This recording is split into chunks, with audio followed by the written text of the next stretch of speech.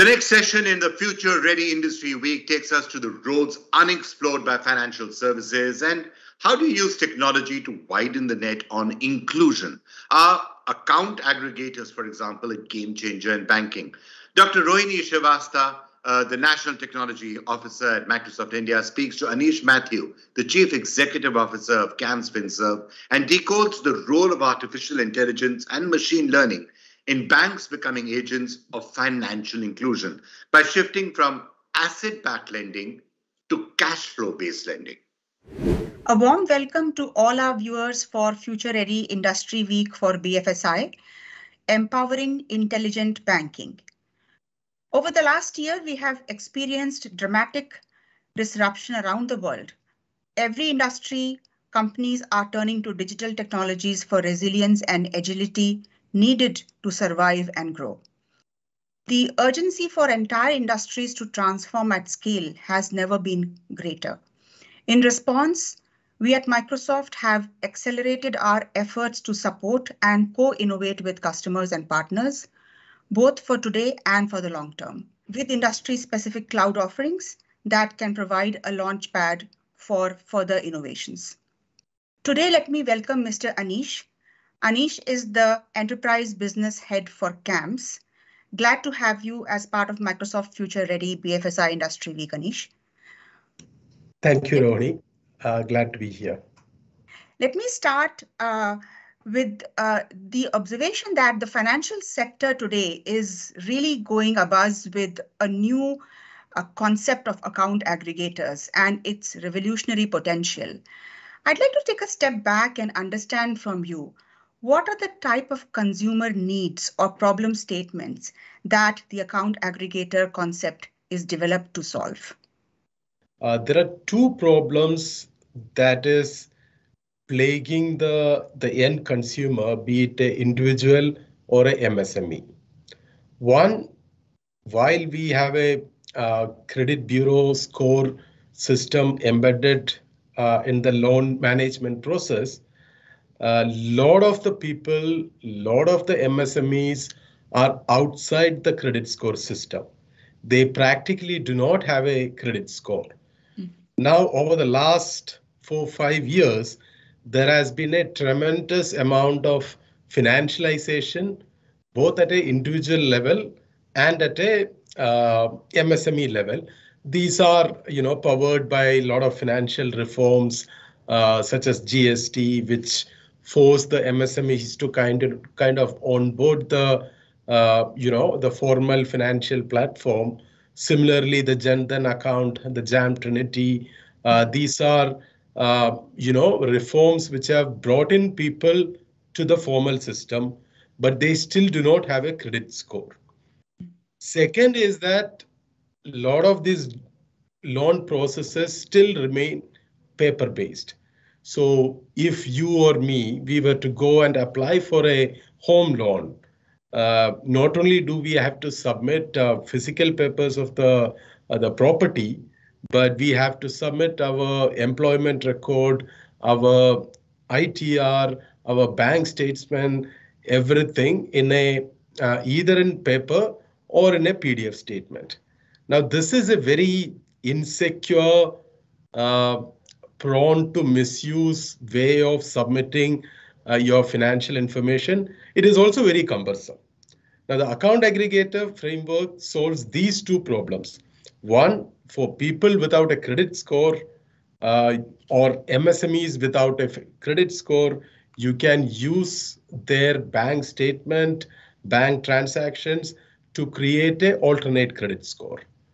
Second, for people to easily submit their financial information, which is an asset they own, the power of an asset, they can now do that in a very easy, completely digital manner, which is also fully secure.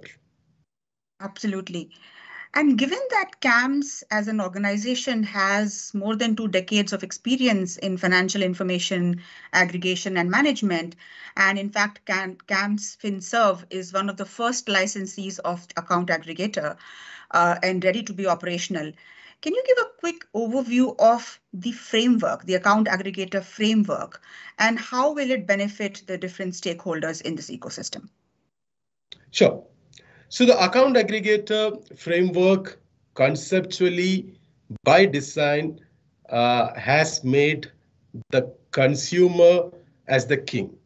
The consumer can decide whether to share data, what data to share, and even after the decision is taken, let's say the consumer decides to share certain data, he still has the right to revoke the consent, post the consent. So it is embedded in the whole design of the account aggregator framework that the consumer is the owner of his financial asset information. So post the consumer, there are primarily two layers. One is the what we call as FIP, which is the financial information provider, and the second is financial information user.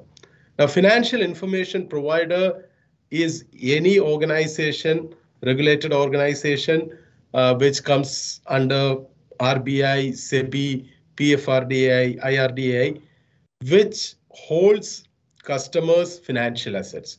So it could be a bank, it could be a mutual fund, it could be a life insurance company, or it could be a pension fund.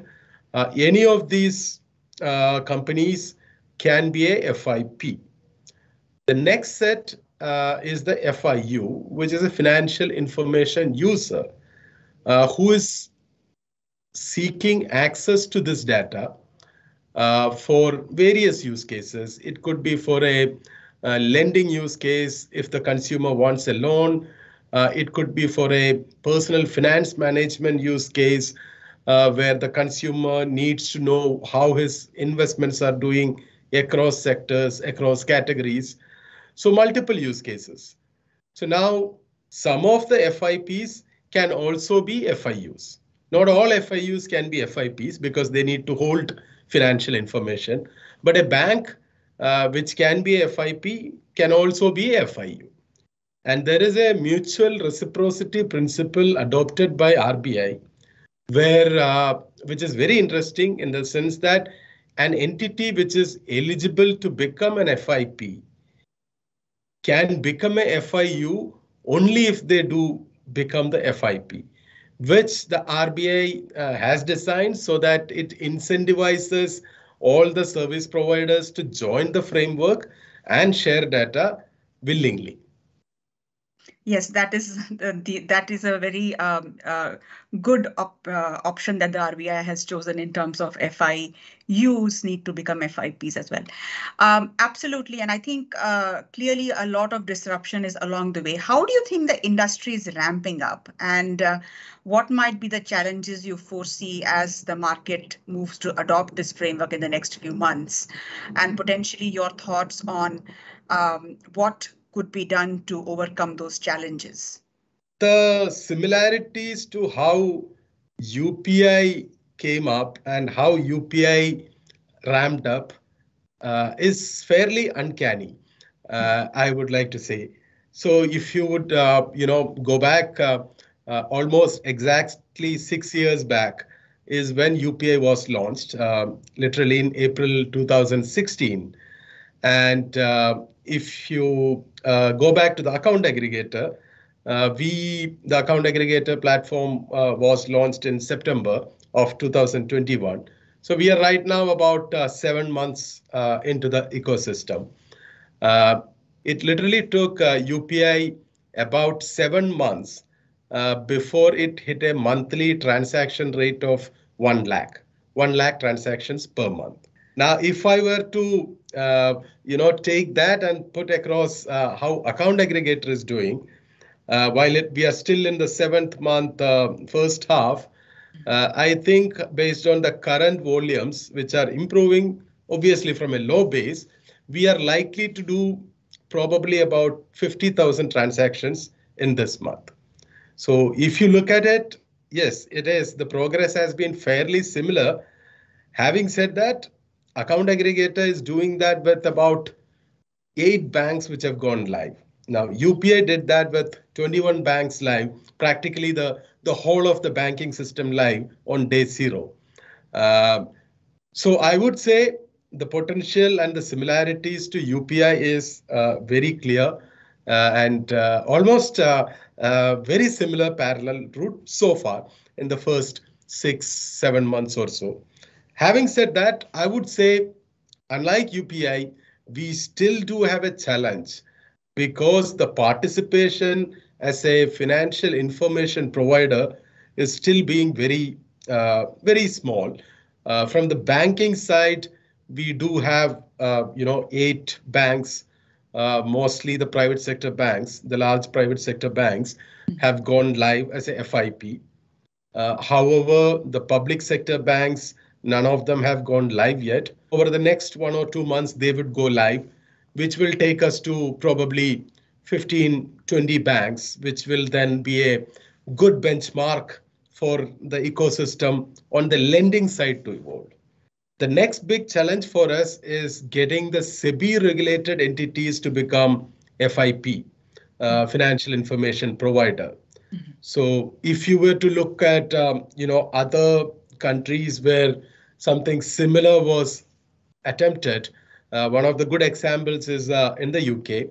While there are regulatory differences, what came out was that the PFM industry, the personal finance management industry, is definitely going to be the driver to entice consumers to voluntarily come in and sign up for an account aggregator ID. Similarly, once the SEBI regulated entities come in place, what I or you as a consumer can do is get a 360-degree view of your entire financial assets.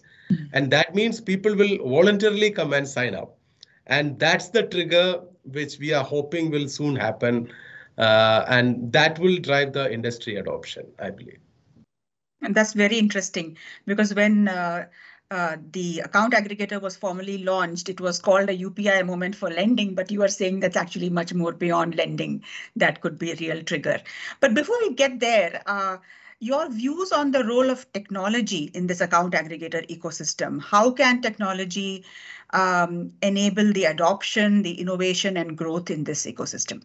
Sure. I would say, look, technology is at the heart of it. This is designed incorporating the latest technologies.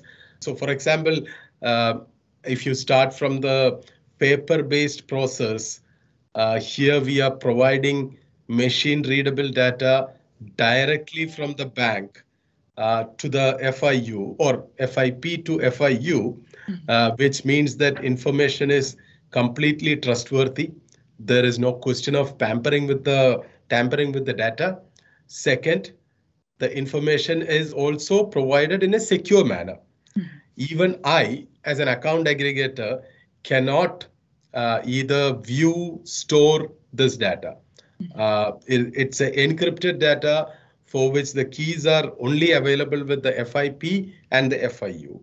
And the information is supposed to be destroyed after the intended and consented period of the data is over.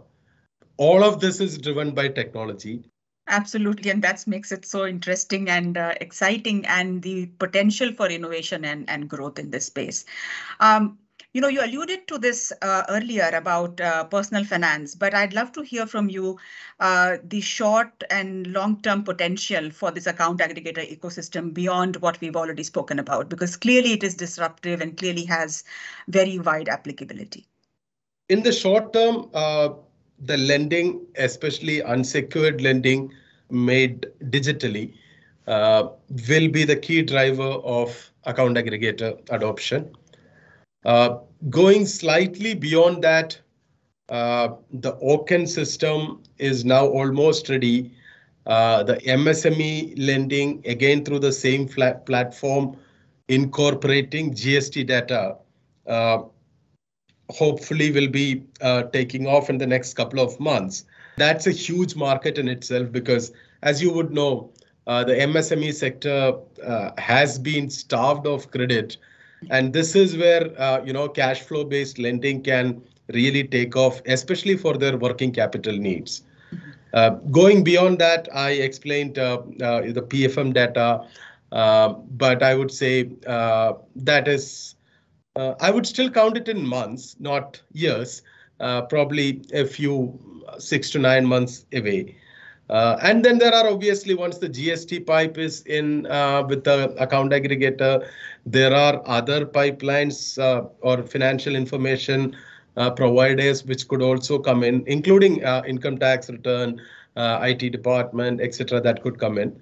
Great. No, I think this is a very transformative space, and clearly India is on the cusp of some major innovations. First of all, let me thank you, Anish, for joining this event. A wonderful discussion, and we really look forward to staying connected and collaborating with you on this transformative initiative that can potentially change the country's financial landscape. Thank you so much. Thank you, Rohini. Thank you for having me.